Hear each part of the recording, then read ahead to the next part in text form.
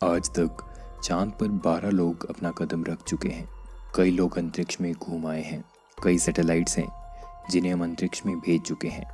खरबों तारों और गैलेक्सीज के बारे में जानने के लिए हम निरंतर प्रयास कर रहे हैं, पर आज तक सिर्फ हम समुद्र के बारे में 5% ही जान पाए हैं।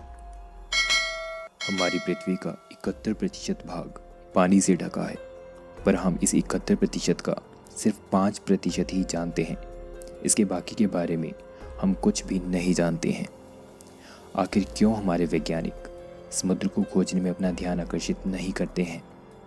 तो इसका मेन कारण हो सकता है 1947 से लेकर 1991 तक का अमेरिका रशिया का कोल्ड वॉर।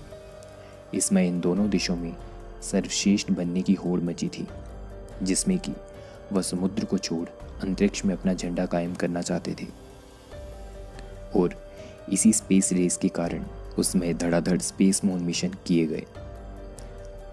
1947 से 1991 तक अमेरिका और रूस ने कई स्पेस मून मिशन किए, और लगातार स्पेस की तरफ ध्यान होने के कारण शायद उस समय साइंटिस्ट का ध्यान समुद्र की तरफ ना जाना लाजमी ही था। पर आज भी हर देश और कई अंतरिक्ष एजेंसियां सिर्फ स्पेस की तरफ ही अपना रुझान रखते हैं, पर समुद्र की तरफ कोई भी बड़ा प्रोजेक्ट आज तक नहीं किया गया है।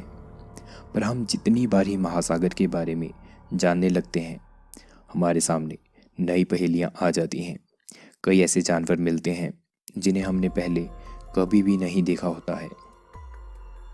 सन 1521 में फर्डिनेंड मैगेलन जब प्रशांत महासागर का सफ़र कर रहे थे, तभी सफ़र के दौरान उनके मन में एक प्रश्न आया कि आखिर यह समुद्र कितना गहरा होगा।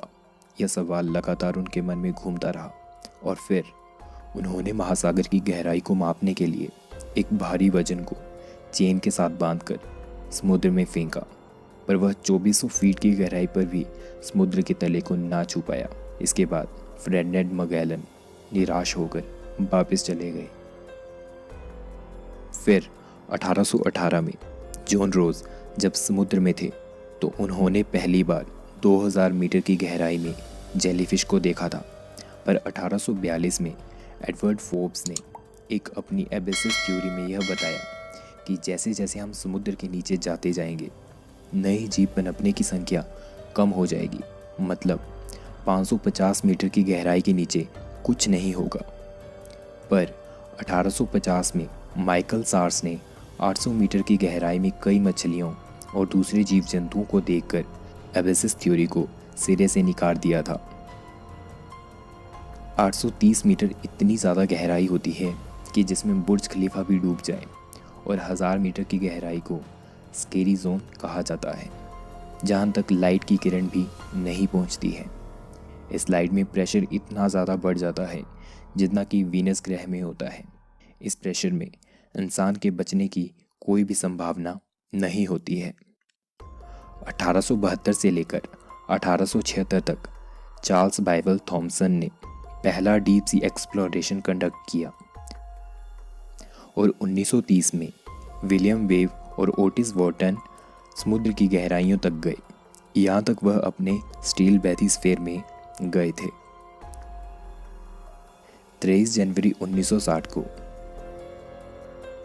डॉन वोल्श और जैक्स पिकार्ड के साथ पहली बार समुद्र के सबसे गहरे स्थान मैरियाना ट्रेंच पर गए।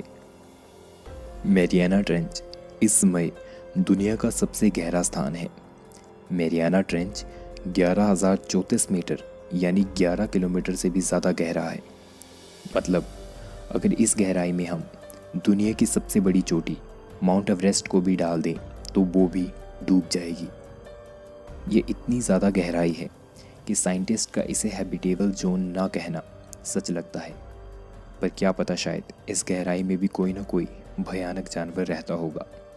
6000 मीटर की गहराई को ही हेडल जोन कहते हैं, यानी इस गहराई में प्रेशर इतना ज़्यादा होता है जो कि धरती के प्रेशर के मुकाबले 1100 गुना ज़्यादा होता है।